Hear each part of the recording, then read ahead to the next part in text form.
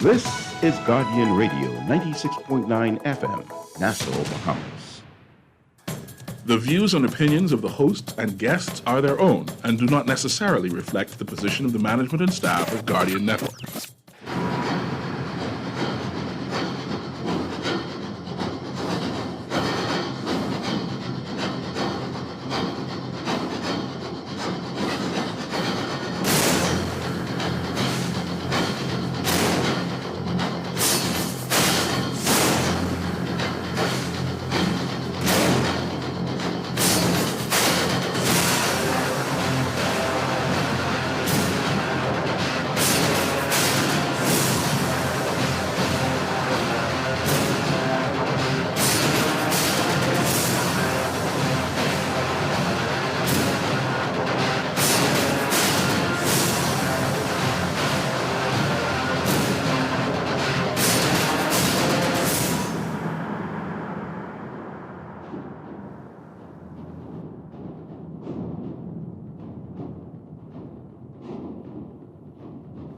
Good afternoon, Bahamas, and welcome to the revolution here on Guardian Radio 96.9 FM. I have a question for you today. Do you believe in ghosts? I do not, but there are many people who do. I met one such person many years ago when I was walking downtown. And a well-appointed gentleman by the name of Alfonso Smith had a table set up outside of a store with several copies of a book called 1010, The Bible 10. Real and authentic ghost stories from around the Bahamas. And it caught my eye. And Mr. Smith said to me, "Young man, do you believe in ghosts?" And I said, "No, sir, I do not."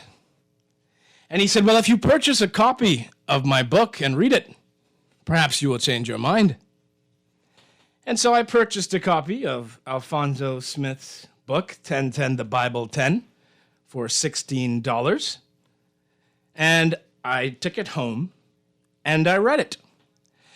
And though it did not change my mind about believing in ghosts, it was fascinating to read. And I promised that one day, if I got the chance, I'd share the story of Alfonso Smith, JP, and some of the experiences he claims he had and several people he interviewed had with ghosts. I was living at home with my mother at the time that I bought this book. And when I moved out of my home with my mother, I left the book there. And like many intentions, many memories, many stories, my compulsion to tell Alphonso Smith's story faded with time. And I had forgotten all about it. Until I was recently going through some documents relating to the probating of my mother's estate, and I found my copy of 1010, the Bible 10. And I went to call Alphonso Smith, who left his number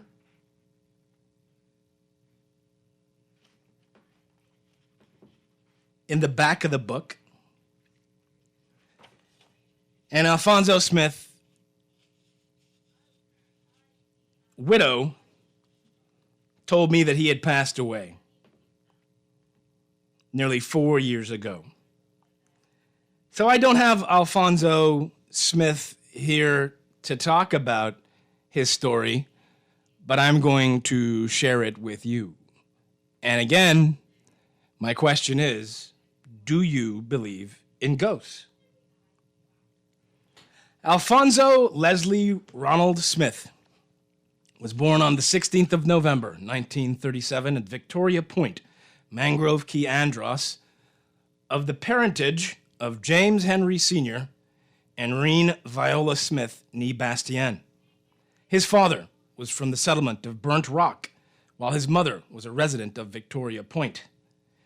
This union was blessed with 8 beautiful and adorable children, of which he is the 5th child out of 7 boys and 1 girl.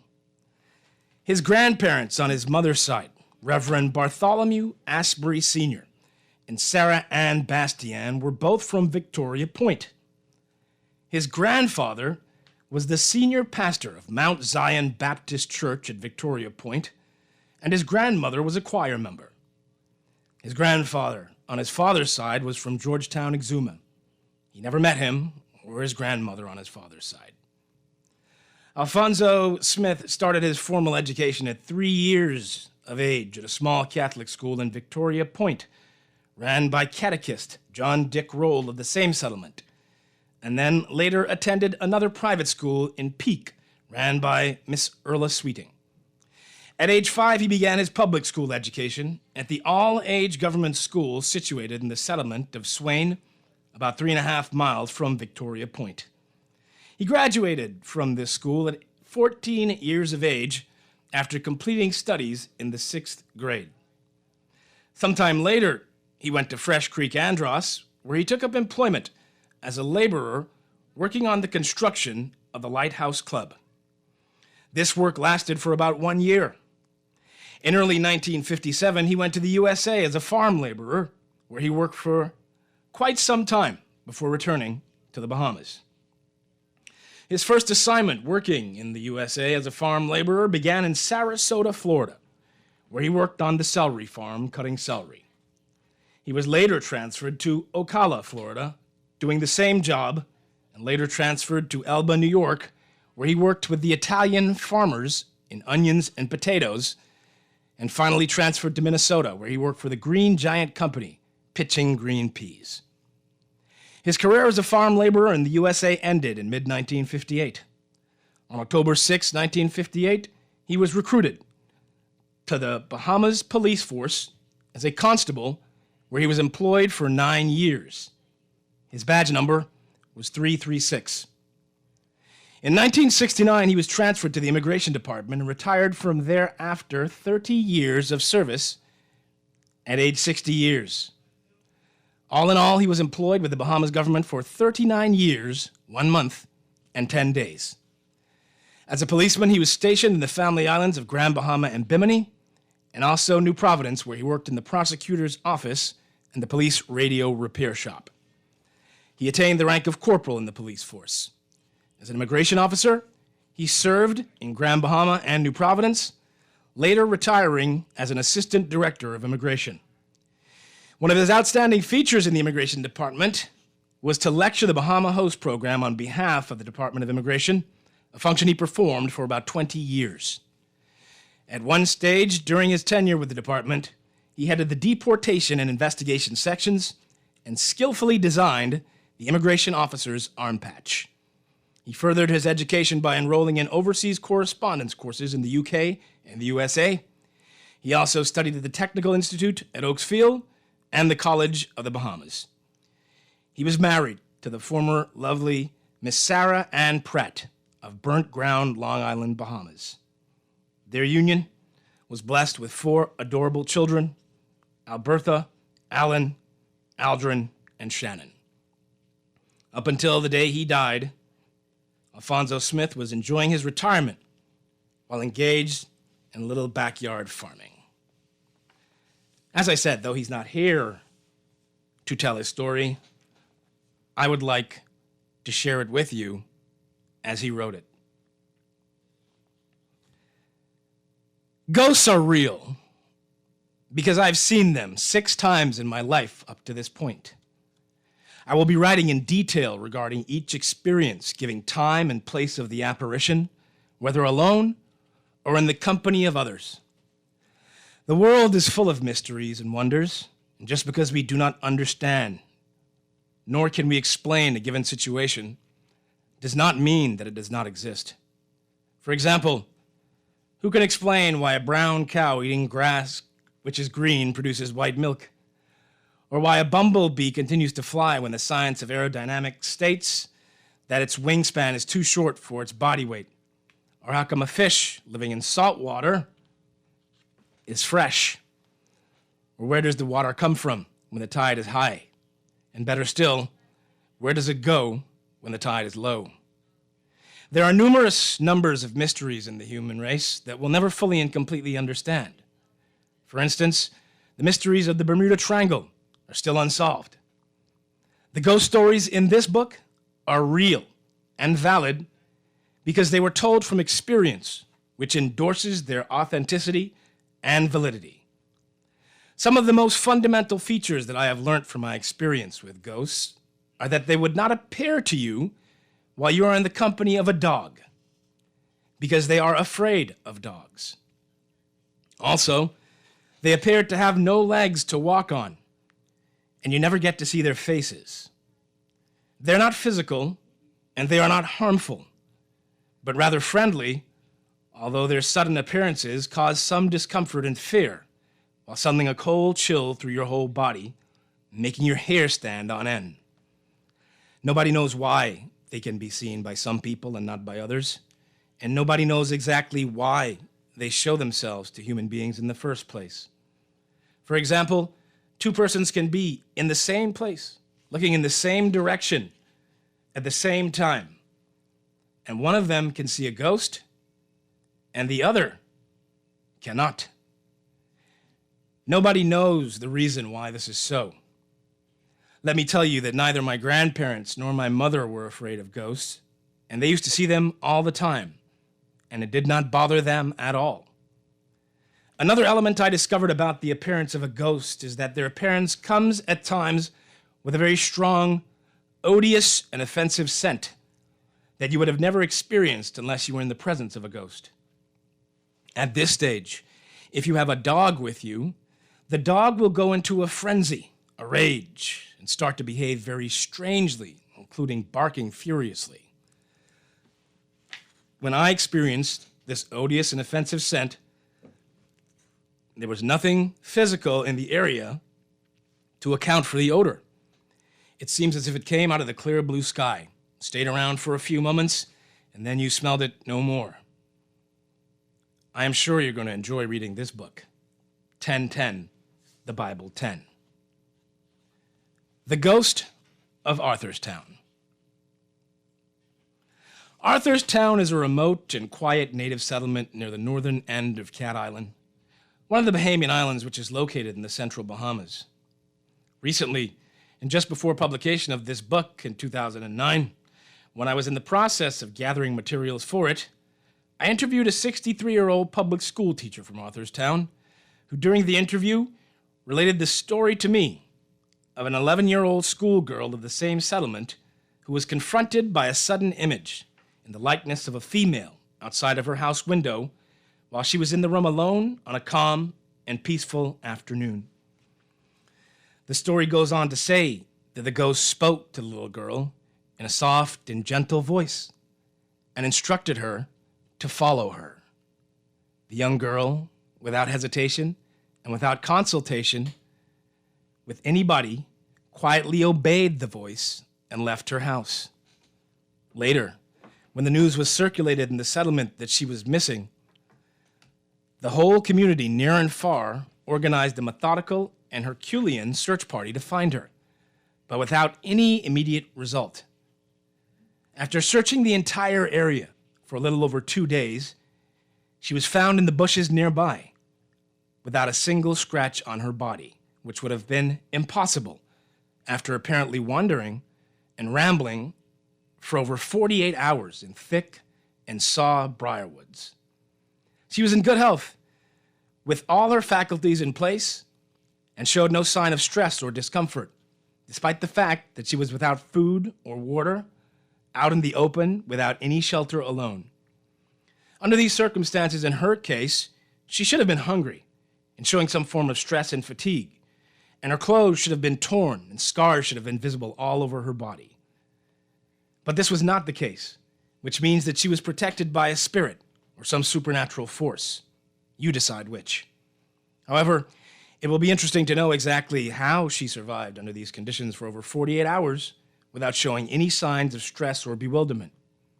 The area where she was found probably was searched over and over again during the time she was missing, but she could not be found because I believe she was under the spell of a ghost. The story continued that at the time when she was found, everybody in the search party was suffering from exhaustion, lack of sleep, and hunger, and not to mention that their clothes were torn and there were scratches all over their bodies from rambling in the same woods as she. In a cool, calm, and collected way, she told the search party that while she was sitting in her house in front of a window, suddenly an image in the form of a woman appeared outside of the window and spoke to her in a soft and gentle voice and instructed her to follow her. She then left the house and followed her. In this case, I would be presumptuous enough to suggest to you that the image she followed away from home was a ghost. I would also say she would have not left home under these conditions unless she was under the spell of the ghost. It would have been illogical for her to leave her house being in sound mind, as she was known to be by everybody in her settlement, without consulting others who were around her at the time just before she left home. There are numerous other cases of this nature that have been reported from many of the family islands around the Bahamas from time to time without any logical explanation other than a superstitious belief to show any sensible reason for this kind of abnormal behavior in normal, rational people, just as there are no logical reasons to man to explain events in the Bermuda Triangle. Simply because you do not understand something or cannot explain it does not mean that that thing or something that is not understood and cannot be explained is not happening or does not exist. So one can deduce from this that being under the spell of a ghost is real and it does exist. One of the outstanding features I learned from my experiences with ghosts was that they would not appear to you in the presence of animals. Ghosts are afraid of animals because animals can see them, whether they want to be seen or not. Needless to say, those human beings are not gifted with the capacity to see ghosts unless the ghost wants to be seen. So when a human being is lost in the woods and is suspected of being under the spell of a ghost, a dog should be an integral part of the search party. The Ghost of Bainstown. Bainstown is a part of Victoria Point and is located about 3/4 miles due east of Lisbon Creek, which is about 1 mile due west of the eastern tip of Victoria Point. On the 1st of August 2009, I interviewed my cousin, one of my favorite aunt's sons. During the interview, I told him that I was collecting material for a book that I was in the process of writing, and asked him if he had a ghost story worthy and reliable enough for publication in my book. He did not hesitate at all and began to tell me this fascinating, incredible ghost story as he was able to remember the facts of about 60 years ago. As a young man in his late teens, he fell in serious love with one of the Sweeting's daughters, whom I would refer to as Madam X in this story, so as to protect her identity from the public. But she hails from the settlement of Peak. My cousin's intention at the time was to marry her, providing everything worked out in his favor. The courtship went on with a very good start. The Sweeting family had a convenience store in Peak, not far from their residence, which this daughter used to manage and run for the family. Peak is about 2 miles north of Victoria Point, the home base of my cousin. At some point in time during the courtship, his intended parents had to take a trip to Nassau for a few days, so she invited my cousin by sending him a note requesting him to come and spend some time with her in the evening in the shop so as to provide her with some needed company while her parents were away. Needless to say, this was music to my cousin's ears, and he went to see her the very evening after receiving the note. He reported everything went extremely well at the store, joking, laughing, and kidding around until they closed the shop and went to the Sweeting's residence where they continued to have fun. And before you can bat an eye or say jackrabbit, it was 1 o'clock in the morning, and despite all the fun, it was time for my cousin to leave and make his way back to Bastion Point using one of 2 routes home: the King Road or the Bay Road, the pathway along the seashores, which was not passable all the way with high tide. This night continued to be his lucky night because the moon was shining, the stars were out in large numbers, and the tide was very low. After he left the Sweeting's residence, he went east, across the King Road, onto the Bay Road, then made a right turn south toward home. Let me say here that in those days, there was only one mean of transportation: the foot, with only 2 gears to work with: the walking gear or the running gear. Suddenly, about 50 feet in front of him was a man he recognized as the boat carpenter from Bainstown, heading in the same direction. Needless to say that he was very glad for the company, and though it would have been a good idea to team up with him since they were heading for the same destination. This man, as he described him, was big and tall, neatly dressed, wearing a cap, walking authoritatively with a slight hump forward and a firm, steady stride, humming an old familiar Anglican tune, which he was very well known for in the community in those days, and carrying a straw catacoo basket over his left shoulder. All of the features above characterized the dinghy boat builder from Bainstown. He firmly stated that there was absolutely no doubt in his mind that this person was the carpenter from Bainstown. Despite all his Herculean efforts to catch up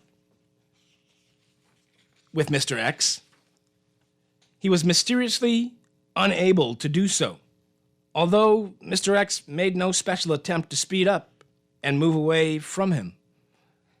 At last they came to a bend in the road in the Blue Hole area with Mr. X still in front of him by about 50 feet. My cousin went on to say that when he turned the bend, Mr. X was nowhere in sight, as if he vanished into thin air, so to speak. This is when he realized that the company he so cherished and needed, and was very thankful for, that provided him with comfort during his peaceful journey home, turned out to be the company of a friendly ghost.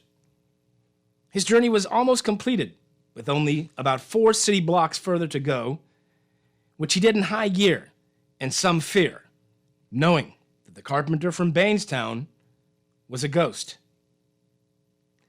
However, in conclusion of this fascinating story, let me say that I am very disappointed to say to you that for some unknown reasons, the engagement between the 2 parties did not consummate into a wedding as was anticipated at the beginning of the courtship.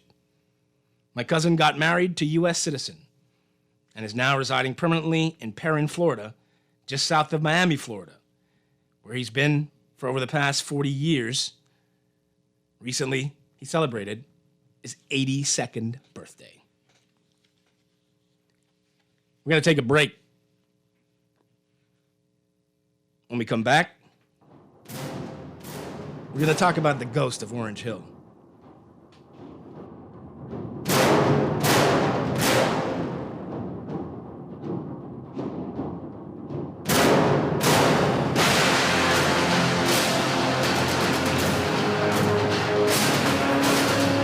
You asked for it, and now it's here.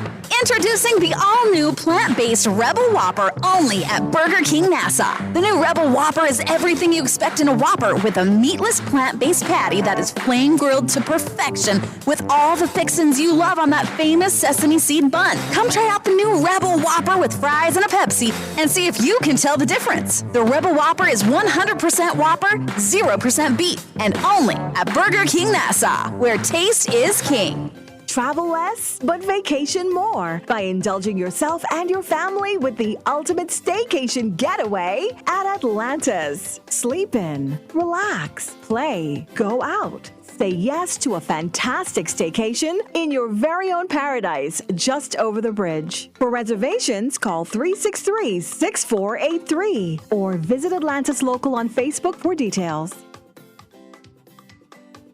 If you think you can't afford to dress to impress or replace those utensils or maybe even upgrade your household appliances, then you don't know Y-Care's Fashion Center. With 3 locations to serve you, Y-Care's Fashion Center features the things you need or want, all at a price that you can afford. Open Monday through Saturday, 8:30 a.m. to 7 p.m. Y-Care's Fashion Center also has the island's largest jean collection. Put the fun back in shopping and visit your favorite Y-Care's location today, where you can afford to look good. This is Guardian Radio, your station for up-to-the-minute news, intelligent, interactive, and engaging conversation. 96.9 FM.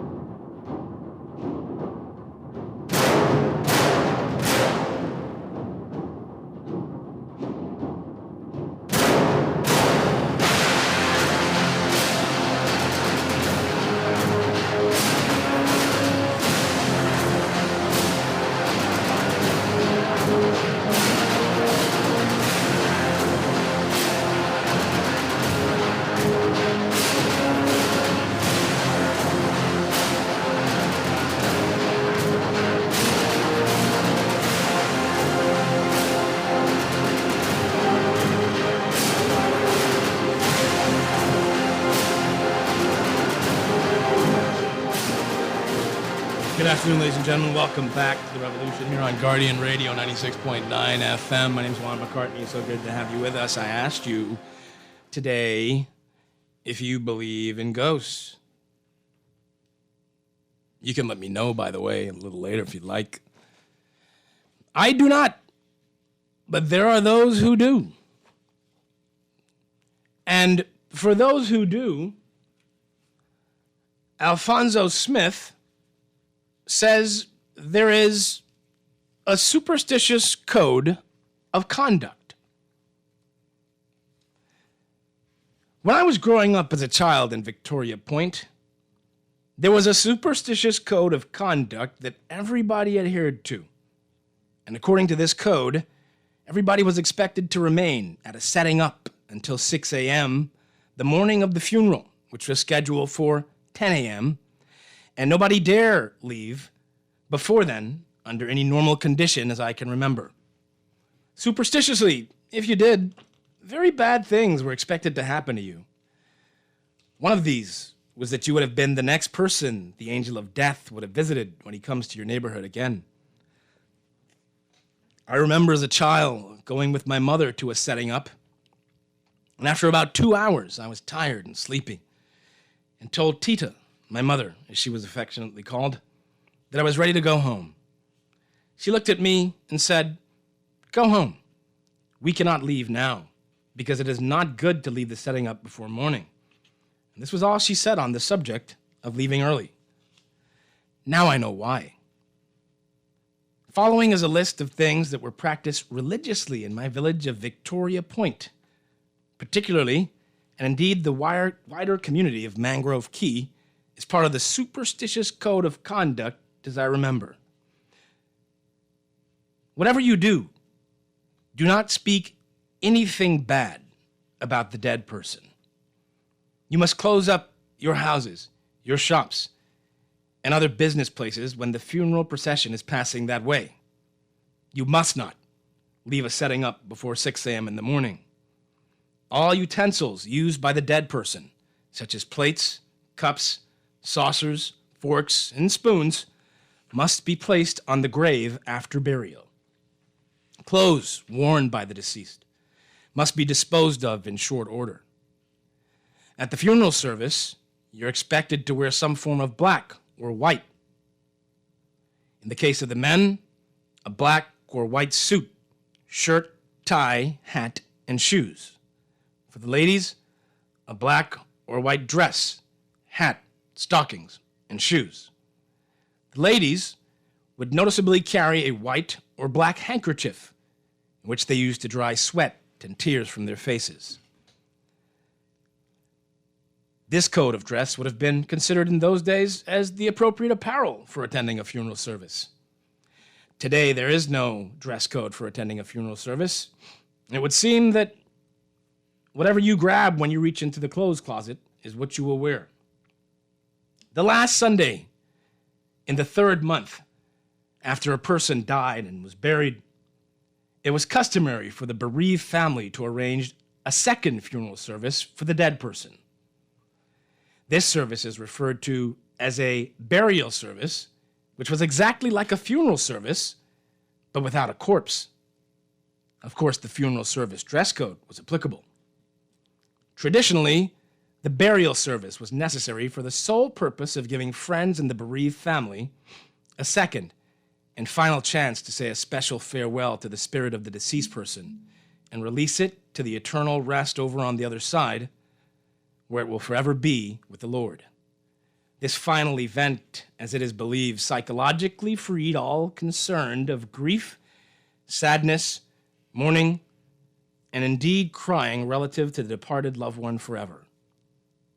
You must not let 12 noon meet you in the graveyard burying a dead body.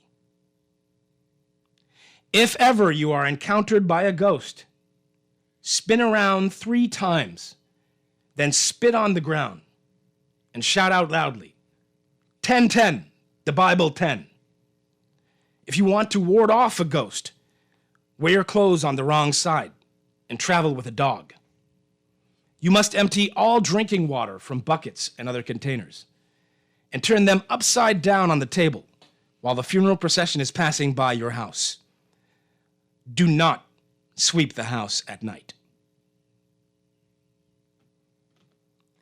These are some of the things that I can remember about the superstitious code of conduct, and I'm sure that there are much more things that others can add to the list. However, there's one incident that took place during my childhood that maybe could have a connection or be related to the superstitious code of conduct, which says that you should not leave a setting up before 6 a.m. the morning of the funeral. At this setting up in question, which was held at one of the settlements north of Victoria Point, please forgive me, but I cannot truthfully recall which settlement it was, a very popular lady in the settlement where she used to live was very visible attending that particular setting up that night by all who were there, and according to the report, she, on her own free will, and without saying anything to anybody about leaving early, left the setting up apparently by herself and was never seen again. Please note that I can remember this incident 65 years later as if it happened a few days ago. Also note that this incident can be verified today by any resident of the Mangrove Key community who is in my age bracket. After the funeral, when the news broke out the following day that she was missing, the entire community, from Lisbon Creek in the south, west to Little Harbor in the north, joined in a massive search to find her. Needless to say that the whole area was thoroughly searched, but without any positive result, And this lady was never found, dead or alive. And up to this date and time, it is still a mystery as to what exactly happened to her. However, there's only one question on my mind. Was it because she violated the superstitious code of conduct and left the setting up before 6 a.m.? Nobody knows. And your guess is as good as mine. But let me say that the superstitious code of conduct was a ritual when I was a child in Victoria Point over 55 years ago. And it might not be practiced at the same degree, if at all, today. When you visit Mangrove Key Andros, you may want to ask questions about some of the things that happened there. You may want to check out the story about the missing lady and see if maybe you can find an answer to the mystery.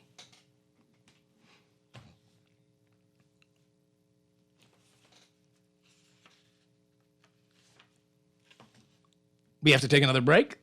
Okay, let's take the break, and when we come back, we'll tell you about the ghost of Orange Hill.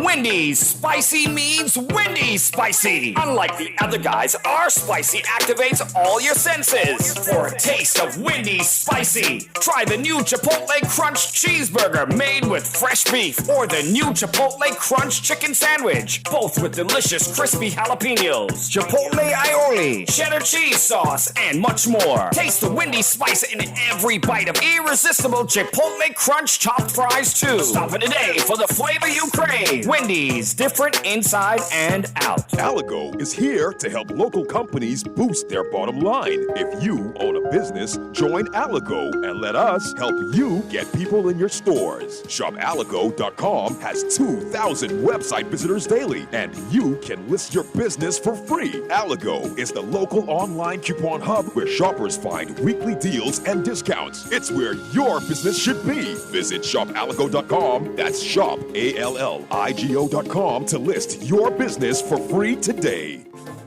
Do you know you can get your business cards designed and printed for as low as 18 cents a card? If it's a poster you want, you can pay as little as $6 a square foot.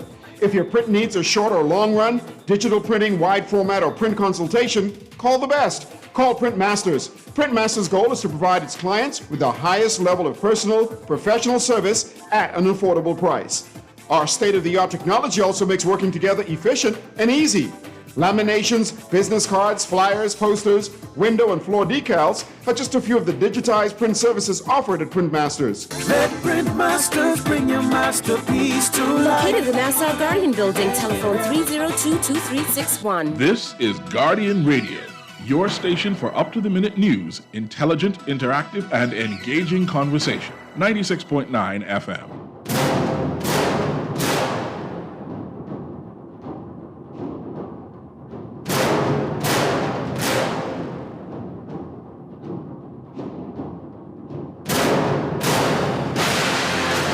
Good afternoon, ladies and gentlemen. Welcome back to the Revolution here on Guardian Radio. Let me tell you about the ghost of Orange Hill. Prior to the publication of this book, I interviewed one of my cousins, who's only a few months older than me. He was born in June, and I was born in November the same year. He and I grew up as mates in Victoria Point, as our houses were only a short distance apart, maybe about 100 feet away. He was an Anglican and attended the All Saints Anglican Church in Peak, while I was, and still am, a Baptist and attended Mount Zion Baptist Church in Victoria Point. We all attended the all-age public school in the settlement of Swain, where we received our formal education. After graduation from school, both of us, during our late teens, went to the USA as farm laborers. After a short spell of farm work in the USA, we returned home. And in October 1958, we were both recruited to the Royal Bahamas Police Force. Currently, we are both retired civil servants. After I told him that I was writing a book on the subject of ghosts, he gladly shared the following ghost story with me. But before I get into that story, Let me say here that my cousin's mother was from Grant, a settlement about 1 mile north of Victoria Point.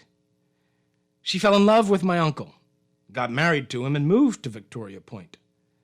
However, his grandmother on his mother's side was still living in Grant, where they, the grandchildren, went to visit with her from time to time.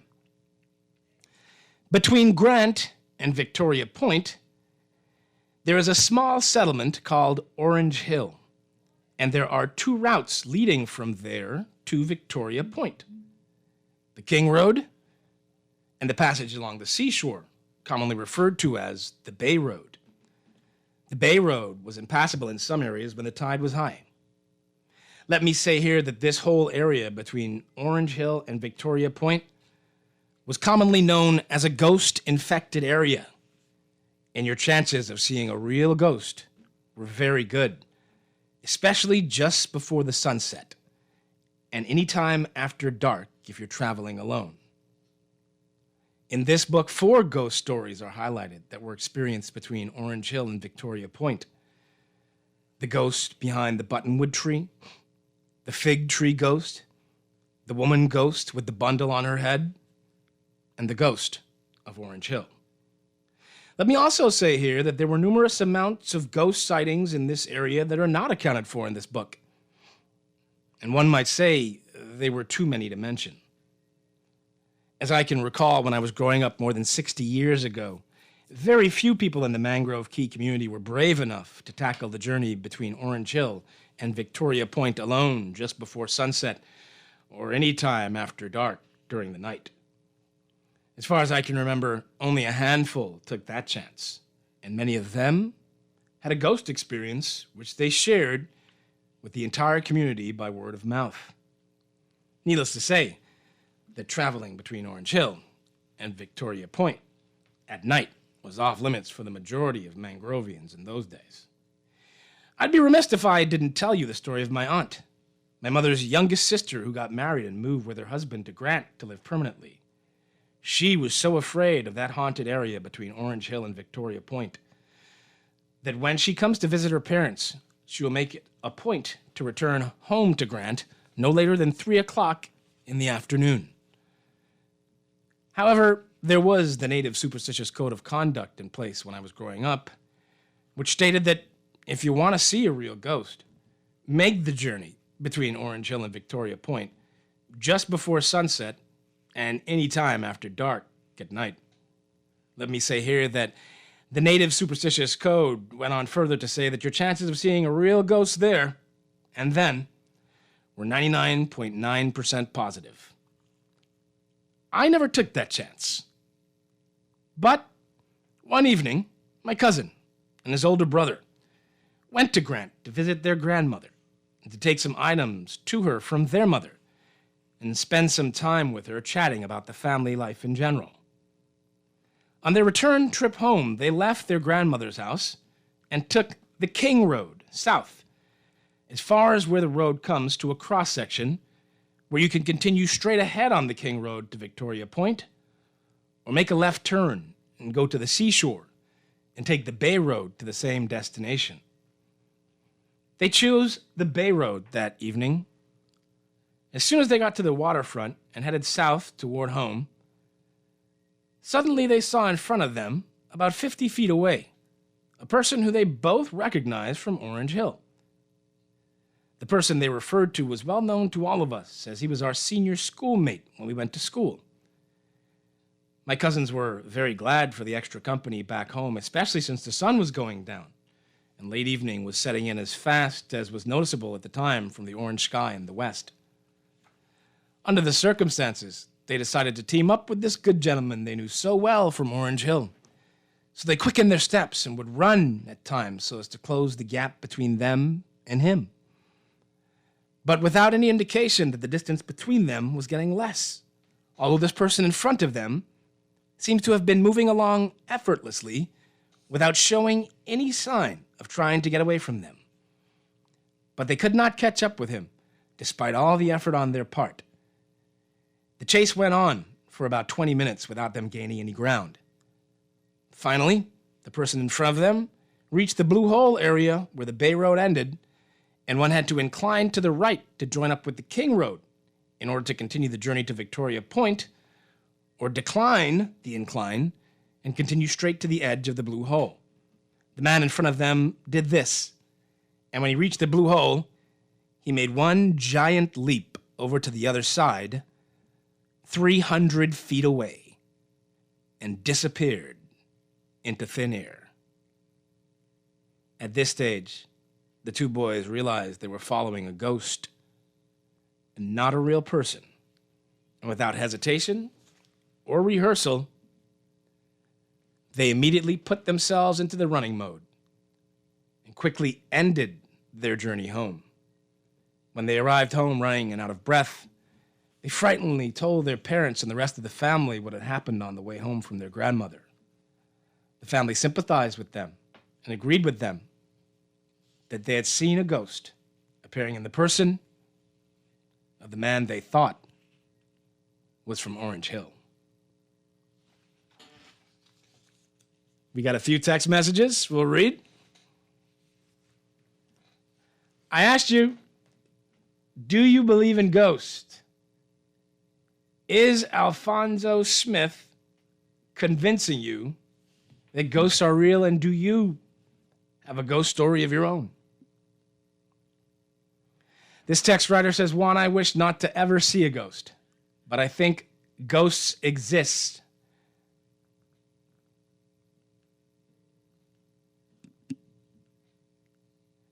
This person says, Juan, I've seen a UFO before, but thankfully no ghosts. I got to keep my dog a bit closer. Says, I do believe in spirits. I sense them all the time. I can't see them, but I know when they're around. One night, driving on Faith Avenue South, I saw this shadowy figure floating across the street and then stood up to the wall at a food store nearby. I actually slowed down and looked at it. Hi, Juan. I enjoyed that story. It's very fascinating. After hearing that, I believe in ghosts now, Juan. When I was on Small and on the island, people said they saw ghosts then, but only some people can see them.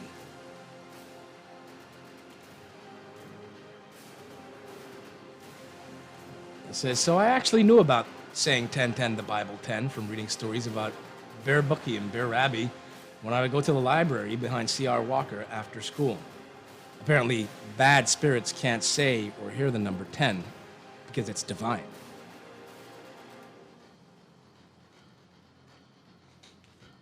We gotta take a break. Talk more about ghosts when we come back.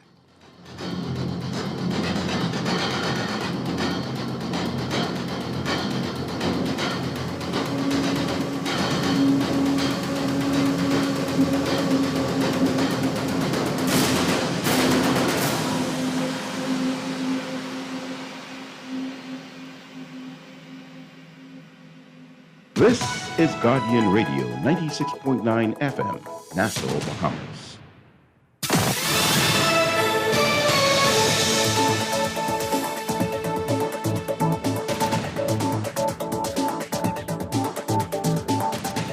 Good afternoon, Bahamas. You're listening to the Guardian News Network. I'm Taylor Ferguson. Here's the news at 1 o'clock. It is Friday, July 23rd, 2021. Thank you for tuning in. The COVID-19 death toll increasing by 5 on Wednesday. That's according to the latest information from the Ministry of Health. Officials confirming the deaths of a 55-year-old man from Bimini, a 56-year-old man from Exuma, a 37-year-old man, a 76-year-old woman, and a 65-year-old woman, all from New Providence. It brings the total number of COVID-19 related deaths to 279. Those deaths recorded between July 18th and July 20th. Additionally, 23 deaths remain under investigation. The ministry also confirming 67 additional cases of the virus, 55 on New Providence, 6 on Grand Bahama, 2 on Bimini, and 4 on Exuma. The ministry confirming 87 cases remain hospitalized, including 12 in the intensive care unit. With hospitalizations up, Princess Margaret Hospital Administrator Mary Lightburn Walker says the hospital is now at breaking point, with no beds and staff who have been working since the start of the pandemic burnt out. Walker said the COVID patients they see now are more ill than in the second wave of the pandemic, and healthcare professionals are exhausted. Electricity costs have decreased more than 20% in the last 3 years. Director of Communications at BPL, Quincy Parker, says as much as 24%. Because of the hedging and the savings from the fuel surcharge, which is a pass-through cost for BPL, what that means is the company doesn't save any money. All of that savings goes directly to the customer.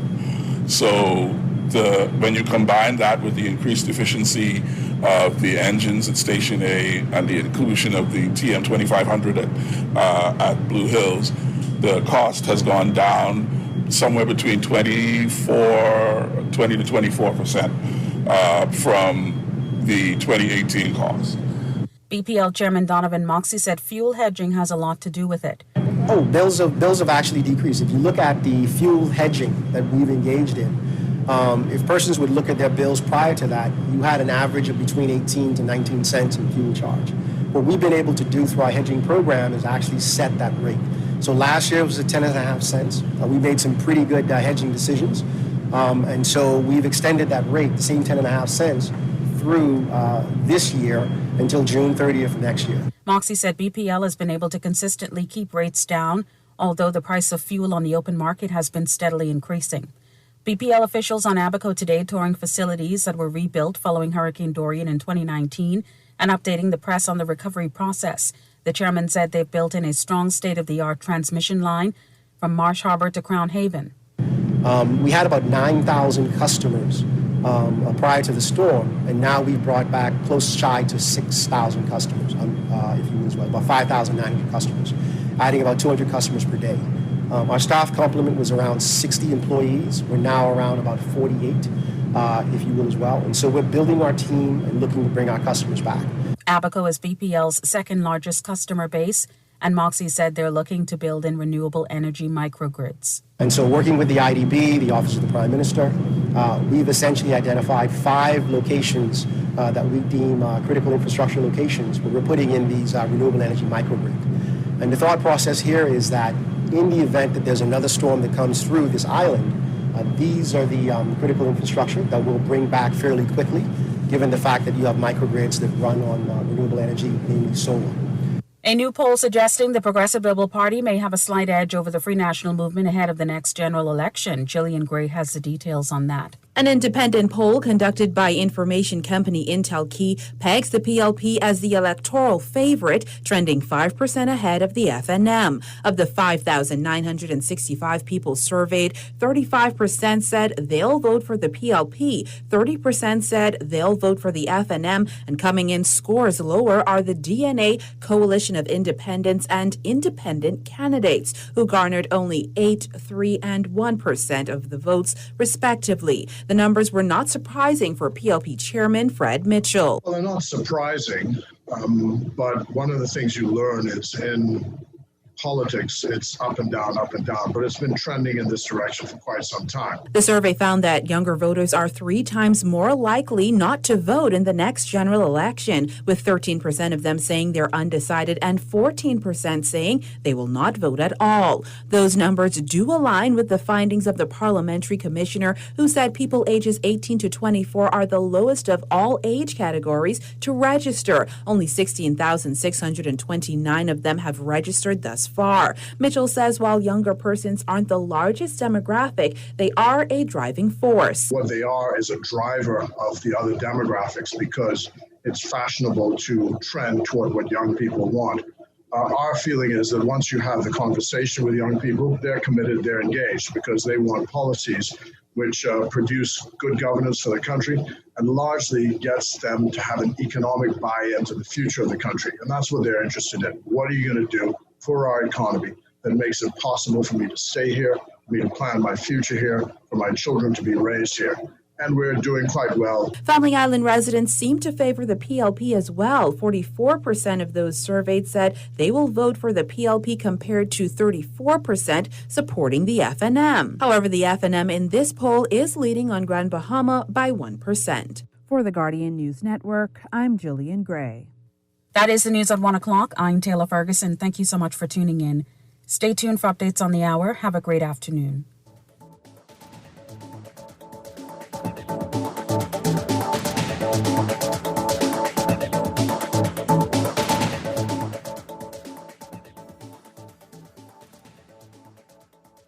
Girl, Junior just showed me Bella Boy in his phone. What you mean? He take picture of that good-for-nothing boy? Shh, you don't want Bella here. You say that. You know she always say that's my good child. So what he doing in Junior phone? Oh, he there because the police looking for him. He on their wanted list. Wanted persons in your phone now? Yes, child. And when police want to find anybody quick, after something happen, they can send pictures direct to your phone. Go to Google Play or App Store and search for Crack Crime Bahamas, then pick install and it will go straight to your phone. There is also a section on missing persons? Yes, girl. Everybody needs to get this app so police can tell us right away when these people go missing. Just like an alert system. Yes, it has numbers for Crime Stoppers Bahamas so you can call and nobody knows it's you. Call directly to Miami and give the information without giving your name or anything about you. I tried the other day and when I hear Junior and his boys talking about where they hide those guns, I walk quick round the corner and call that number. Call 328-8477 from Nassau or 242-300-8477 from the Family Islands. Tired of banks forcing you to use technology to bank the way they want you to? Your convenience is important. So no matter what your banking needs, Commonwealth Bank's friendly staff are always available in branch for that personal one-on-one service. But when you choose technology, our online and mobile banking app offers you state-of-the-art functionality. The choice is yours. Commonwealth Bank. Bank the way you want. This is Guardian Radio, your station for up-to-the-minute news, intelligent, interactive, and engaging conversation. 96.9 FM.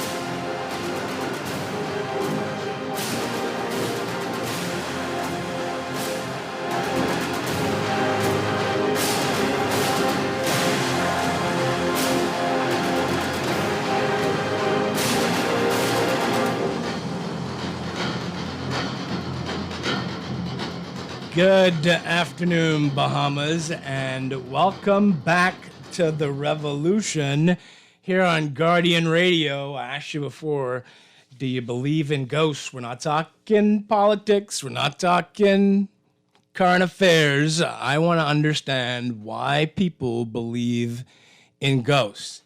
I shared with you some of Alfonso Smith's stories.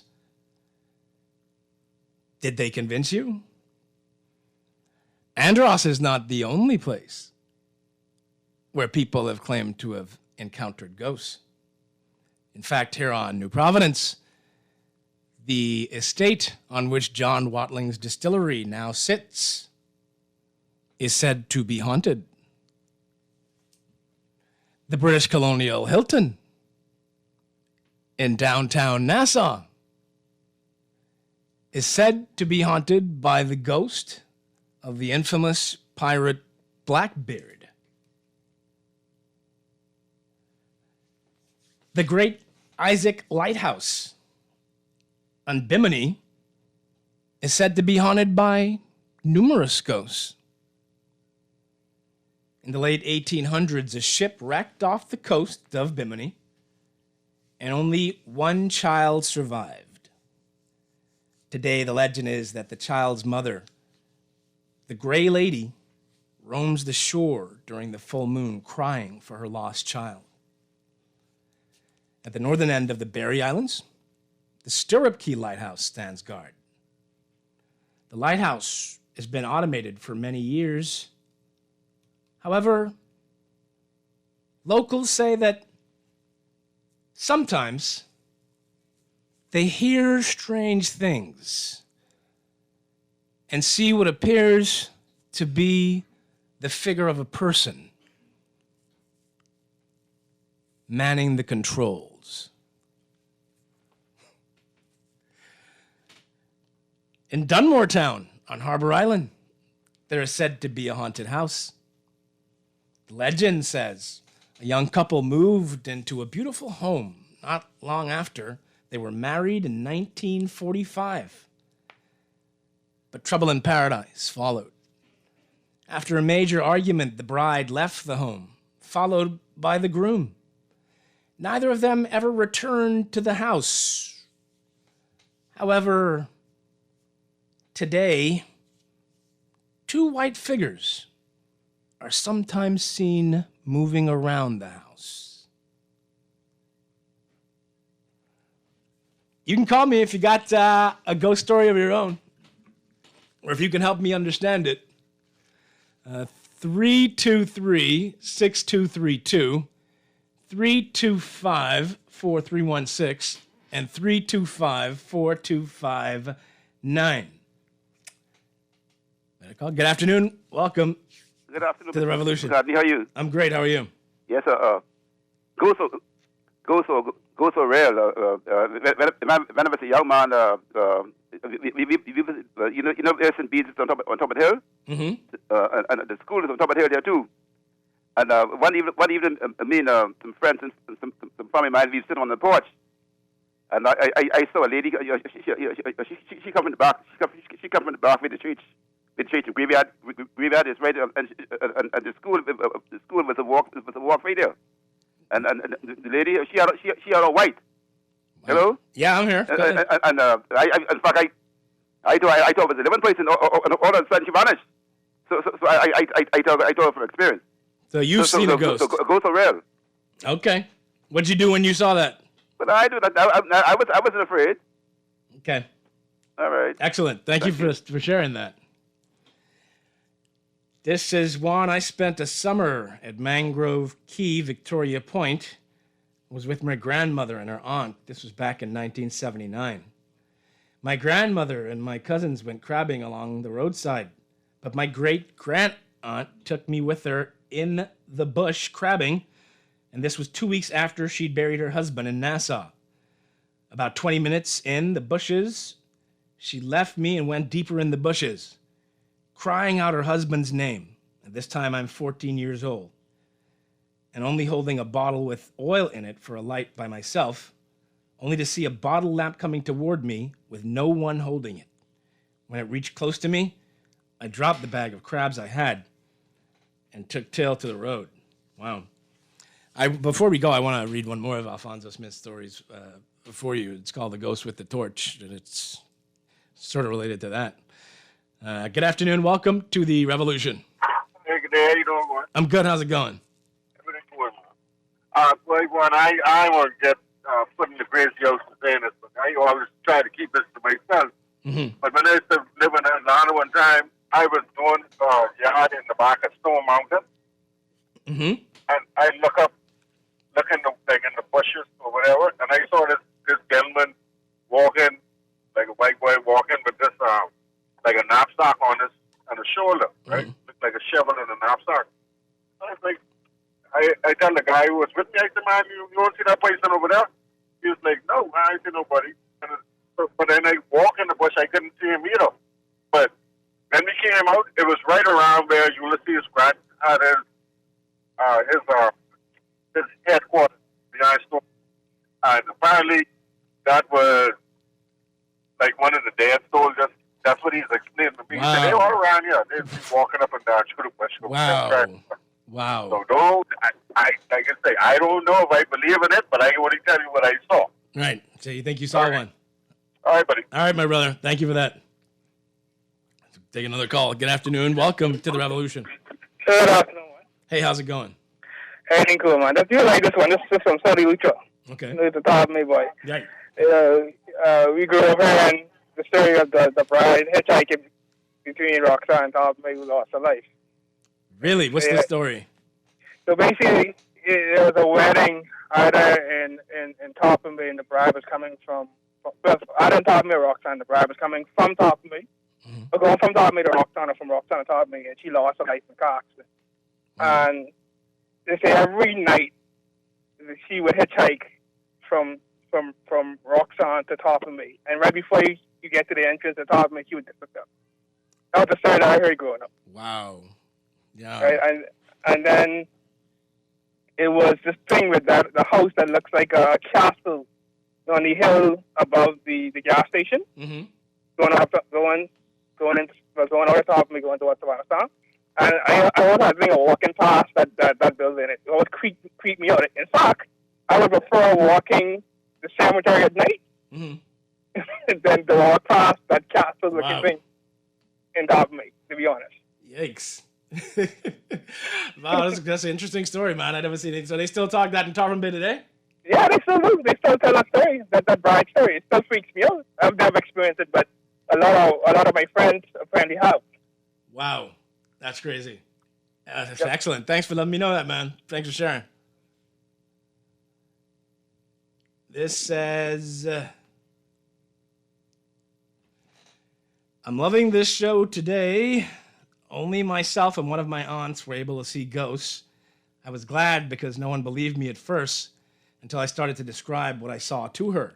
And to this day, as an adult, I still sleep with a nightlight on and walk in the dark with my eyes closed in the house because I know where everything should be, in my home. And I've lived here in Nassau all my life. Good afternoon. Welcome to the Revolution. Hey, Juan. How you how's doing? it going? I just want to share this ghost story with you. Please. As a child, you know where the school is there, Temple Christian is on Shirley Street. Mm-hmm. There used to be an old house there, the Twynham sisters. Two twin sisters, I understand they were. Okay. But we used to play in that house. It was abandoned. And I swear to you, we used to see the ghosts. They used to be in there. Really? You saw that? I saw that as a child. I could always remember. I knew they did that. They were in the house. Wow. Yikes. Yeah, it was. I don't know if you could remember that. It was a big, nice 3-story house. We used to go up to the attic. It was abandoned. They were Twynham sisters or something like that. And they the were white old ladies. Woof, and they still lived in the house. Their ghosts were still inhabiting the house. The ghosts were still in the house. Jeez. Yeah, they used to play in the house as it was abandoned. Wow. That's crazy. Yep. All right, thanks for sharing, my brother. Appreciate it. Well, y'all got all kind of stuff going on with y'all. I've never experienced anything like any of this. Good afternoon. Welcome to the Revolution. Well, you and the wife start along with you. Hey, buddy. Yeah, what's say? Right here. How's it going? Yeah, I was listening to you, right? Mm-hmm. You know, but ghosts around. I am when I was younger, when I could have seen, right? I was at least I was living home with my parents, and I was laying down in our bedroom, right? Mm-hmm. And all of a sudden I see this dark, like person up in the roof, right? Right. And with bright eyes, right? And I called my old lady, right? Mm-hmm. And my old lady couldn't see it, but it wouldn't move. You know what I'm saying? And I could still continue pointing at it, right? And saying to my old lady, see there, and she couldn't see that. Another time, right? After I got blind, I usually go swimming, right? I'm McCartney. Mm-hmm. Let me tell you, I love swimming and I can swim good, okay? And I can tell you about the water. I could stay on the water for days. And one day I was out there, just standing in the water, right? Mm-hmm. And this, like a woman came in front of me and just say hello. Now, the water, still as anything. She couldn't be moving because I would have heard the water, you know? Right. And she just said hello, right? As soon as I said hello back to her, she just disappeared. You know what I'm saying? Wow. Without the water, vibrating or anything like that. And that stayed with me for all these years. Wow. I can understand that. That's incredible. Thanks for sharing that, Brayman. Appreciate thank you. All right. Let me know your ghost story, and I'll tell you another one. The headline of the Tribune newspaper on Tuesday, May 22nd, 1979, read, Mobs Flock Obeah House was written by Athena Damianos, probably one of the best journalists this country's ever produced. The Obeah House was what some believe was a haunted house on Collins Avenue. And there's an article about it written by Alexis Clark. But before I share that with you, let me take the phone call. Don't want to keep you holding. Good afternoon. Welcome to the Revolution. Pleasant. Good afternoon, Mr. McCartney. Hey, how's it going? Do you remember they also said Father, Son, and Holy Ghost in the Bible? Mm-hmm. Yeah. They even had a Holy Ghost. Make a good point. McCartney, listen to this one. I remember the night on Collins Avenue down there by Columbus Primary School in Sutton Junior, Sutton Senior. Now, I live in all the way up on Madeira Street. We heard, but this house crossed the road from Frank Hanna Janitorial, you know what that is, right? Mm-hmm. All of a sudden, they said this woman was inside her house, and all kind of rocks start falling inside all her rooms from the ceiling. Now, there was no rocks, nobody out there throwing rock on the roof, but the rocks was there. Fire engines and ambulance came down Madeira Street, and all kind of people was all over Collins Avenue trying to find out what happened. Nobody see no ghosts. We don't even remember the woman. My father-in-law told me one time they was coming home in Long Island, and they passed the graveyard, and there was this big white dog walking across the road. And they grabbed some big rock, and they beat the dog to death. The dog was underneath the rock, and all of a sudden they turned around and picked up the rock. The dog wasn't there no more. Now, let me ask you this question. They said that Jesus Christ is the only man ever rose from the grave, right?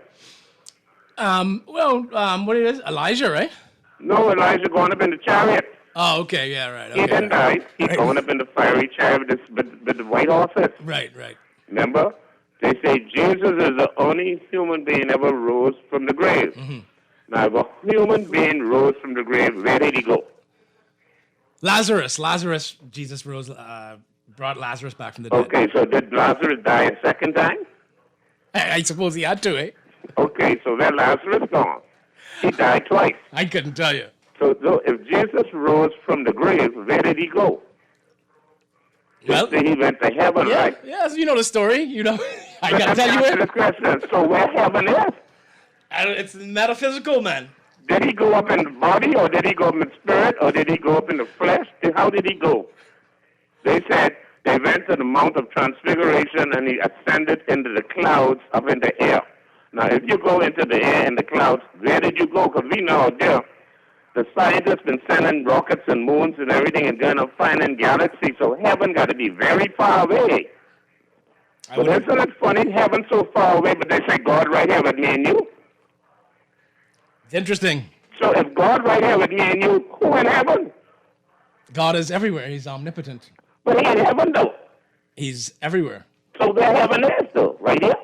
I couldn't tell you, Sparky. You want me to answer these metaphysical questions for you today? You want me to explain the entire cosmology of the unknown universe for you today? You're going to have to do some searching on your own. All right, so let's talk about the haunted house on Collins Avenue. This is by Alexis Clark. This says, on Mother's Day in 1979, Sarah Jane Campbell returned home from church alone and was bombarded with rocks that fell through the roof of her home. The rocks broke her china closet and mirrors, but left no holes in the ceiling. The story of a house at 9th Terrace, Centerville, possessed by an evil spirit, quickly spread through Nassau and caused a frenzy. The mystery grew when 4 days later, a group of neighbors went to the house to pray away the evil spirits and saw ashtrays rise in the air, then fall on the living room floor. The story was told over local news, and by nightfall, police barricaded 2 blocks to keep the crowd from the scene. The barricades caused more attention, and by 10 p.m., police turned their water hoses to the crowd to clear the streets. Boys began to throw rocks at the house, which led to police rushing in with stout clubs and German shepherds. 13 people were charged with throwing missiles, obstruction of police, and property damage. Mrs. Campbell stayed at home, 2 houses from her own during the ordeal. When interviewed while watching the mob on a porch, she said, "I don't know what's happening. I don't know why anybody would do that to me, because I don't do this to nobody. It's an evil spirit that must be in the house, but he never did this to me before." Dr. Francis Ngombe, a visiting bush doctor, mystic, and seer from Africa, visited the house, stepped in for 20 minutes, left, and said, "I found nothing in the home that could have harmed anyone. There could have been something, but if anyone disbelieves me, I'll sleep in the house overnight." Although Dr. Ngombe said there was nothing unusual about the house, neighbors claim they saw trees dancing in the yard on a still night and other paranormal activities occurring. Mrs. Campbell continued to live in the house after all the situation had died down. All right, let's do some of your texts. It says, "Good day, Juan. I think someone killed that woman to make an example of her. The police should have been called in. That was a homicide. The woman who left the setting up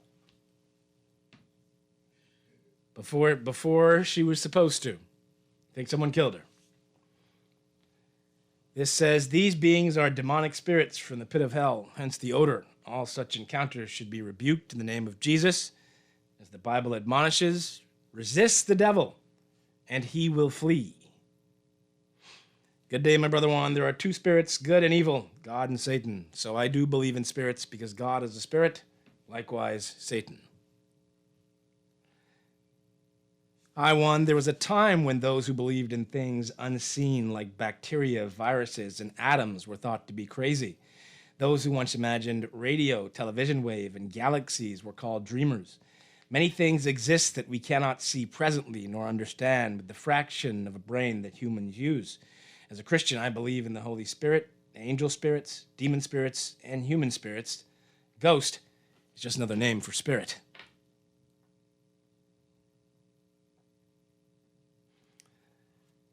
This says, "Juan, while you're recounting ghost stories, I sit in my home alone. It's frightening the you-know-what out of me. I'm waiting to hear Anton say that the PM will allow ghosts to vote." It says, "Nice stories, Juan, but I still don't believe in ghosts. My mom's side is from Andros, and they do a lot of those guidelines, like not sweeping at night, etc.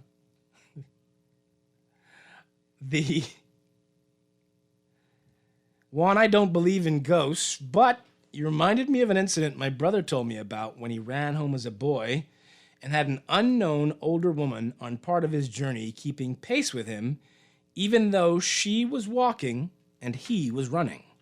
Wow.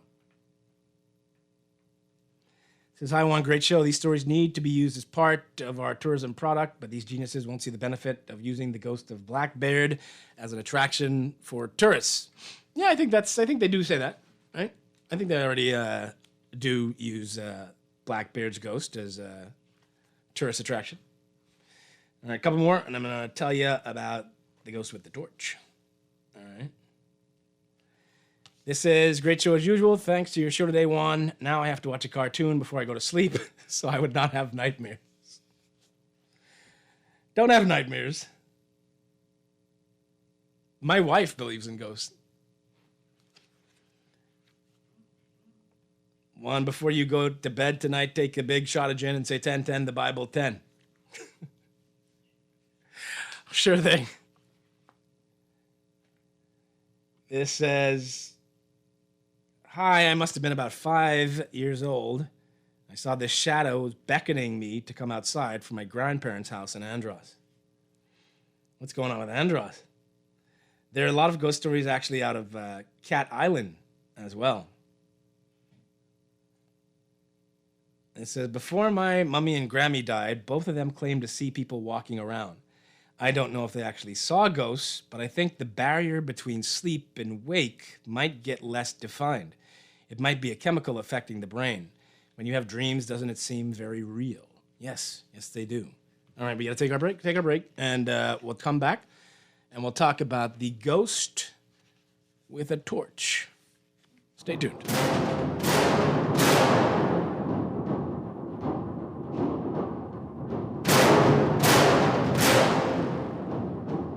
Travel less, but vacation more by indulging yourself and your family with the ultimate staycation getaway at Atlantis. Sleep in, relax, play, go out. Say yes to a fantastic staycation in your very own paradise just over the bridge. For reservations, call 363-6483 or visit Atlantis Local on Facebook for details. Aligo is here to help local companies boost their bottom line. If you own a business, join Aligo and let us help you get people in your stores. ShopAligo.com has 2,000 website visitors daily, and you can list your business for free. Aligo is the local online coupon hub where shoppers find weekly deals and discounts. It's where your business should be. Visit ShopAligo.com, that's ShopAligo.com to list your business for free today.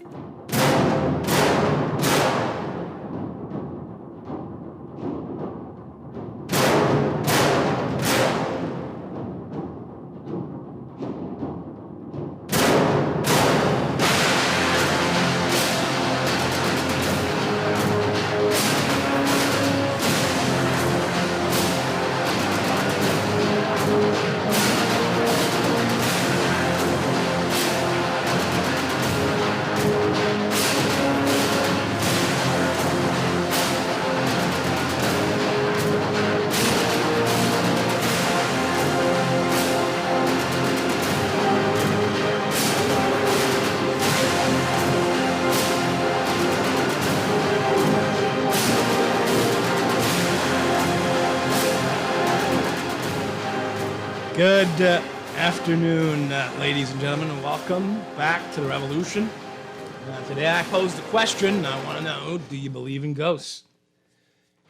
That is what we're talking about today, and I was trying to illustrate for you some of the experiences recounted by Alfonso Smith in his book, 1010, The Bible 10. We got a call? And you can call me, let me know if you had any encounter as well. I have no explanations for anything. I'm just asking. 323-6232, 325-4316, 325-4259. Good afternoon. Welcome to the Revolution. Good afternoon, Juan. How are you? I'm good. How's it going? Not bad, not bad. All right. Yes, are you still on the ghost stories, right? Yes. Yeah, I had a little experience very recently. I am a born-again Christian. I know the Lord. And I have been studying certain things concerning demonic spirits and how they enter our lives and enter our homes, etc., etc. A person can do certain things that will cause the presence of demonic spirits to come into their home.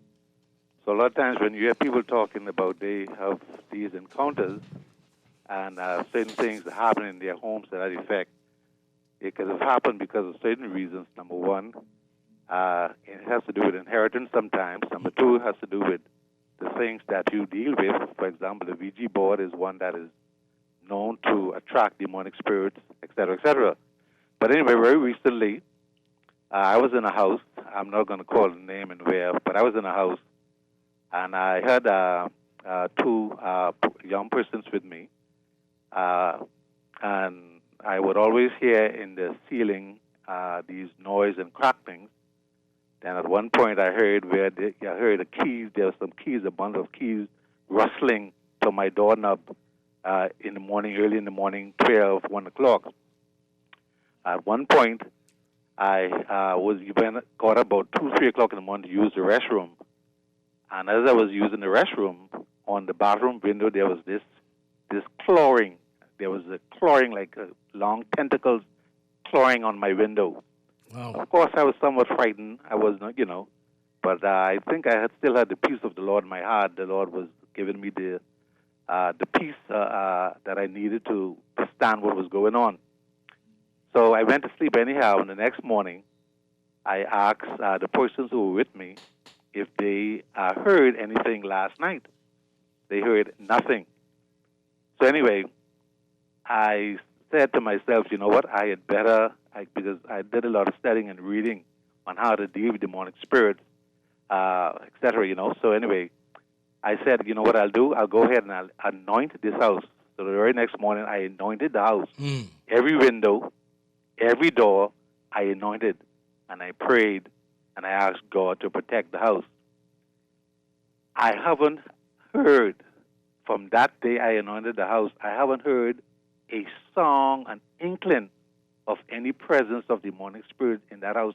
And I stayed in that house by myself 1 week after my friends had left. Wow.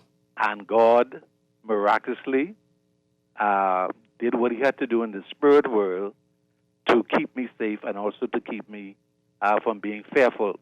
So demonic spirits are real. We call them ghosts sometimes, but they are in the atmosphere, the spiritual world. And sometimes people just don't know how to deal with them from a biblical perspective. But they're real. I thought I'd share that with you. No, I appreciate you sharing that very much so. Now, again, I've no evidence of ghosts personally, but I will say this: I have had my house blessed. So, and I just believe in making sure your home is blessed, so that it's protected under the Lord's protection. Good afternoon. Welcome to the Revolution. Juan McCartney, how are you? I'm great. How's it going? Good, awesome. Listen, I concur with your last call. I have had 2 experiences in 2 houses that I've moved in with ghosts where you had to actually open the door and ask them to leave and anoint your house. I've had that experience in 2 houses, one here in the Bahamas and also one in the U.S. You saw a ghost. Yeah, but the Holy Scriptures tell you that God says if you open your eyes to everything that goes on around you, you wouldn't want to live in this world. And also, if you really want to see a ghost, I'll tell you what to do. At midnight tonight, you go in your bathroom, turn the lights off, stand in front of the mirror, and call Bloody Mary 3 times really slow. Okay? Yeah. Midnight, go in your bathroom, turn the light off, stand in front of the mirror, and call Bloody Mary 3 times really slow, and seal a pair. Wow. Okay. Okay? Yes, sir. All right. All right. Now I'm not doing that. So I don't. What's the other one? Candyman. Yeah. Right.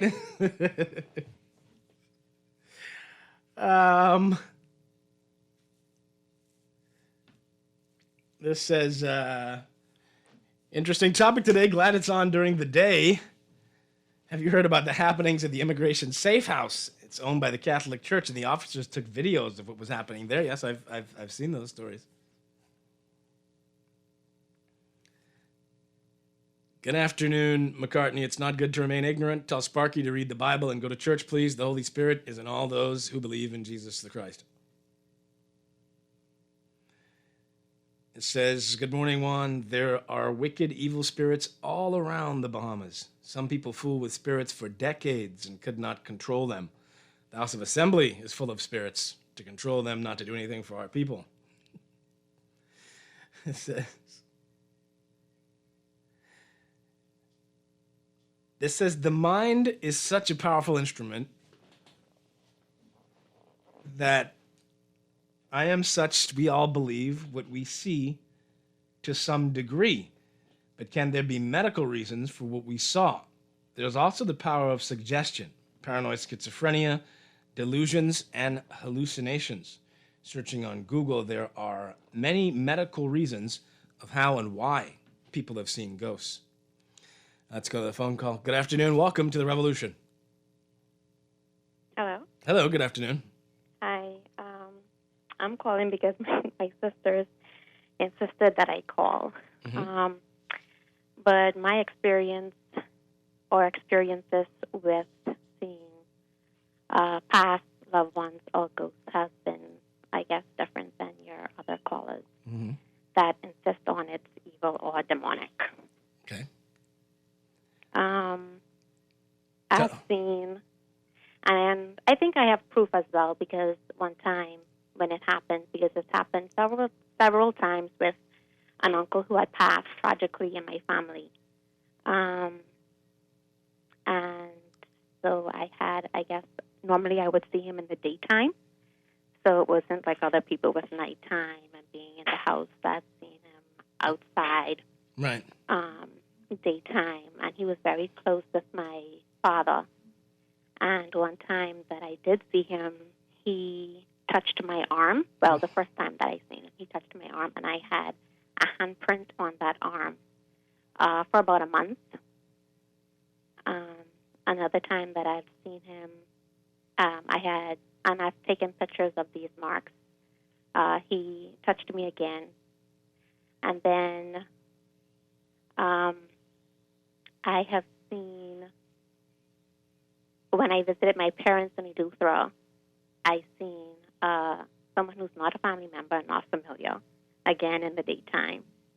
So it's natural, I think, to be scared, but I don't think they're all demonic. So you didn't have a bad experience? No, never have I ever, and I've had more than 5 or 6 experiences. Wow. As an adult? Yes. It happened only when my uncle passed. So I think I was maybe about 16 or 17. And the most recent experience I had in 2019. And it didn't frighten you to see your dead uncle? At first it did. But after speaking with my father about it, I grew not to be scared of it. And it was more of a comfort maybe. Mm. Some people say you don't go when they call you or you don't speak to them, but there's a reason why you're seeing them. What do you think the reason is? I guess you just have to be patient. You just have to be patient to find out what it is, what they want to say, or maybe it's something that's going on in your life that you need, guidance or comfort with. Did you ever figure out the reason? I have not. Wow. Not yet. Thank you so much for sharing that with us. That's an amazing story. Very You're much. welcome. All right, take care. Let's do another phone call and we'll take a break. Good afternoon. Welcome to the Revolution. Yeah, Juan McCartney, how you doing? I'm great. How's it going? Yeah, do you know the Chapman University in Orange, California? They have a yearly survey that shows that 58% of people who they poll believe in spirits, and the Pew Research Center found that 1 in every 5 people in the United States says that they have seen or been in the presence of a ghost. Wow. And so, but I'm from Cat Island, a couple of times from both sides of the family, so we believe in everything there. Right. So I know. I got some Cat Island stuff, but I didn't want to get into today. Yeah, but and I've had stories, but there's some paranormal type activity that actually, we have what is called a perception, and the brain ignores most things, and also because of conditioning, the brain can also eliminate those things that you would normally, that a regular person would it eliminates the things that we call normal. It keeps the things we call normal and eliminate the things we don't. And so these have been studied. And so this is where the whole concept of a multiverse and dimensional existence that, and we're now in science discovering that even there's a fifth state of dimension or whatever it is that we have. Mm. And so as we move through time and we become more advanced in documenting things that we just define as ghosts or define as different things may actually exist as we move through. Just remember, in superstition, to believe in certain things, now we know them to be science.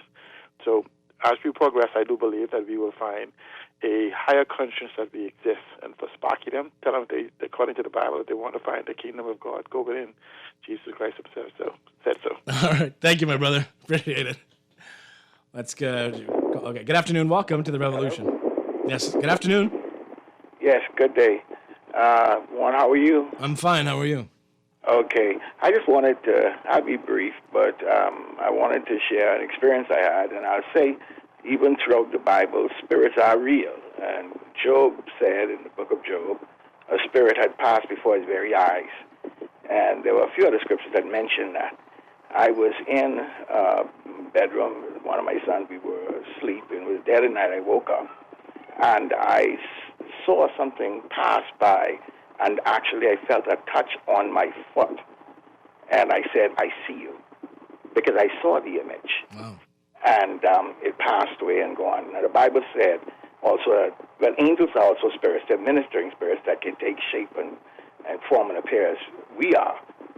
But the Bible says, be careful how you entertain strangers, lest you entertain angels unawares. And so this is very interesting talk, and spirits are real. Wow. Even when Jesus resurrected in Luke, there were many that had been dead before that were seen as they were transferring upward. The Bible said to the man that called in, heaven is above, as hell is beneath. And we know that there is the atmospheric heaven, there's also the universe, but God is greater than all of that. And he is omnipresent, omniscient. At the same time, he is here and he is there and still feels us because he is a spirit. But I appreciate you giving me the time, and thank you. Thank you for sharing with us very much. Let's take the break and we'll be back. I want to tell one more of Alfonso Smith's stories, but I don't know if we'll have time. Or do you want to do the call and then take the break? Or okay. Good afternoon. Welcome to the Revolution. Good afternoon, Juan. How are you? I'm great. How's it going? I'm good. I'm calling because I am a little perturbed by some of the callers and their experiences. Not to put them down, but I am wondering what their reaction is, or how did they respond when these things happen. Because if you are a believer, so again, I don't know if everyone is a believer, but if you are a believer, you ought to recognize these things for what they are.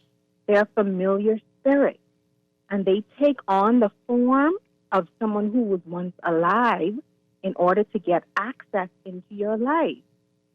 I have had encounters where I've had dead relatives try to come and touch me, and I've rebuked them because I don't want any sort of generational hindrance on my life, whether that's something in family with diseases, whether that's the women having children out of wedlock for generations, whether that's like an alcoholic thing in the family, things like that. The Bible tells us in these days we're going to be wrestling more spiritually than physically. There are going to be things happening in the spiritual realm. And one thing that the enemy does, he likes to take the form of something so as to deceive us. So when we see these things, we are fascinated. And especially if we recognize the person, we want to go close, we want to find out. But if it's not from God, it's from the enemy. And the way you know it's from God is if it's going to uplift, if it's going to edify, if it's going to encourage you. If it's not doing any of those things, it's not from God. So I do recognize that we have a lot of spirit stories around our country, but I think it's time we just no longer just talk about them, but find a way to deal with them and to understand what they are. So I just wanted to share that for all the listeners out there. I know the ghost stories sound amazing, but at the same time, we have to recognize and understand them for what they are. Thank you. Appreciate that very much. Let's go to the break, and then we'll be back. We'll deal with your text messages, etc.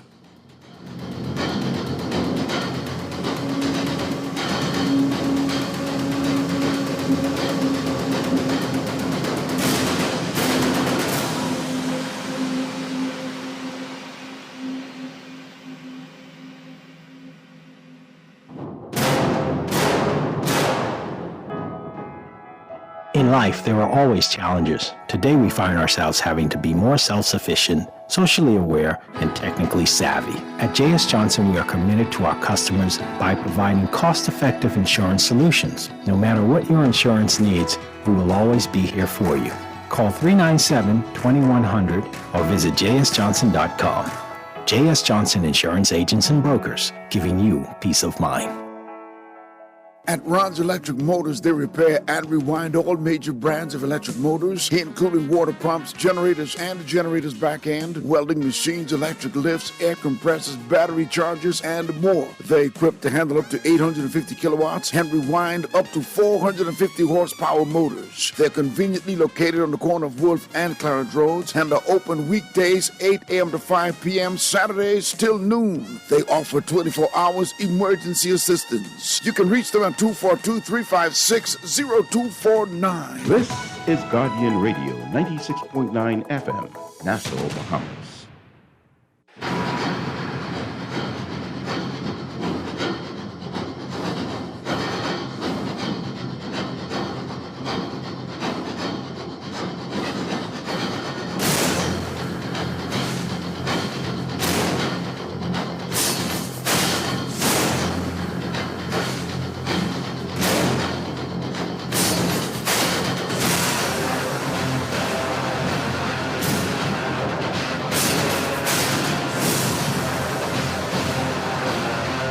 Good afternoon, ladies and gentlemen. Welcome to the Revolution here on Guardian Radio. We were talking about whether you believe in ghosts today. Apparently, a number of you not only believe in them, but have had encounters with them.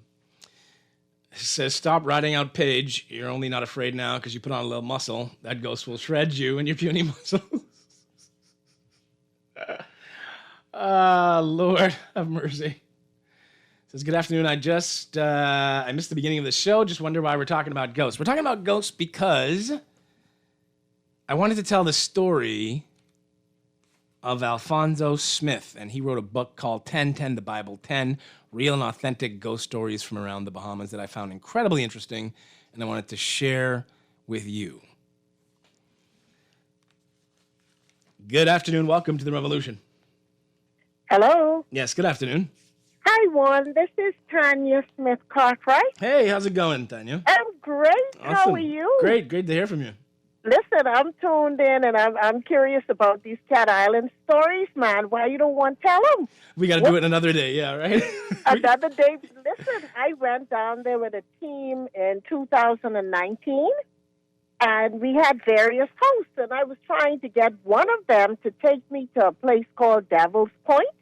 Mm-hmm. To interview the people on ghost stories and Old Bear and the rest of it, and not one of them would take me. They were afraid. They said, let sleeping dogs lie. We're not digging up that stuff. It's gone, and we don't want to talk about it. And I'm curious as to why. Wow. I guess they're trying. They don't want to really put it out there. But I have some stories, you know. Listen, I guess so, but in my own experience, I've had like a feeling like I'm between sleep and wake and someone is holding me down. You ever had that experience? Yeah, what they call it, hide? Hide, yeah. Right. So, my mother was a psychiatric nurse, so she always tried to explain things away. When you would have these weird experiences as, growing up. Right, like sleep paralysis. And she told me that there was something medically called old hag syndrome, where it's almost like I wouldn't want to say a seizure, but like paralysis of your body. Mm-hmm. And that it leaves you in a state where you can't move and you feel like your mind is still going and you're half awake. But she explained it away. But, man, I still believe that is something supernatural. I don't care what she said. I feel that's a ghost. Because I've had that experience on several occasions, not recently. But, it's a very uncomfortable, weird feeling, like you can't talk, you can't move, you know what I mean? Mm-hmm. So I guess that was a what we call a scare day.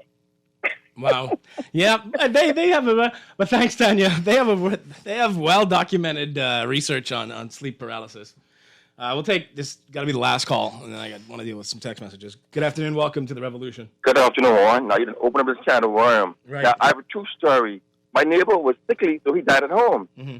So when they took him to the morgue, as soon as his body left the house, the dogs started hollowing. Whole corner dogs are hollowing in the air, and hollowing and hooting. I was like, how do they know he was coming outside? Or some spirit tell them the dogs and spirit go together somehow. And now my granddaddy, his wife and his son died in the house, natural causes. And some nights they'll come see him, but he said he would run them. Wow. I said, Daddy, why you run them? He said, they dead. They go from me, leave me alone. So I guess he saw the spirit, but now he born 1915. He lived 97 years old, but he saw his wife and his son come to him when he's running out. Read Sidney Poitier's book, Man of a Man. The child, he's supposed to die. His mother took him to over a woman. That's in his book. Wow. Interesting. Daddy, exactly where they put him in. But they had a box for him. Oh, I'm telling him this would be a great man. Read City Point here, man of a man. Okay, will do. We got a few minutes left. We can do text messages. I won't be able to share with you the story of the ghost with the torch. But you can, the website that he lists is realghoststoriesbook.com. And you can still contact Mrs. Smith. I don't want to give out her number over the phone, over the radio, but realghoststoriesbook.com. Says there were two ladies walking at night and were afraid to pass the graveyard. They saw a man up ahead in the distance and they said to themselves, let's catch him up so we can pass the graveyard with him. When they finally caught up to him, they said, boy, we're glad to catch up with you because we're so afraid to pass graveyards at night. The man looked at them and said, I used to be afraid to pass graveyards at night too when I was alive. Boy, y'all having some experiences out here. I'm telling you. This says, want another related topic is how to interact with dead people who appear in dreams. Don't accept food from them. Don't go anywhere with them, etc.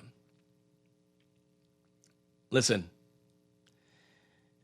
as much as I'd love to see my mother and father again, I'll wait until I'm on the other side. This says, I won. My mom was raised in Long Island and told us how she not only saw ghosts, but they would usually put her in a trance. Thank God her stepmother saw them too and wasn't afraid and would always rescue her from the spell. Good afternoon, Juan. There's the story of the Red Pea Lady who walks the road between Rock Sound and Green Castle. She would stop you and sit in the back, and when you pass the graveyard and Rock Sound, she disappears from the car without a sound. I first heard this story in August of 1991 when I was posted to that island as an officer. I did not believe it when I first heard that and drove that road many times late at night, very often. However, 6 months later, I had totally forgotten about the story. I was on my way home about 10:30 p.m. when I saw the most beautiful lady in a red dress standing in the roadside of the most dangerous curve on the island. She was waving me to stop. Everything came back to me then, and as I pulled my car in the center of the road, went around the curve on two wheels, I almost had a heart attack and prayed to God I reached Rock Sound before I passed out. Thank God I made it. I was also scared to look in my rearview mirror to see if she was in my car. To this day, no one can convince me as to what I saw was in that lady. Wow. Well, it's been good. I got a lot of text messages I can't get to here with you, but it's been interesting recounting the stories of Alfonso Smith and hearing some of your stories. It says, what time does the show replay at night? I don't know, it's like midnight tonight? I don't know. I'll find out for you. All right, that's it. We got to go. You guys take care out there. Be safe. Stay prayed up. And have a great weekend, Bahamas.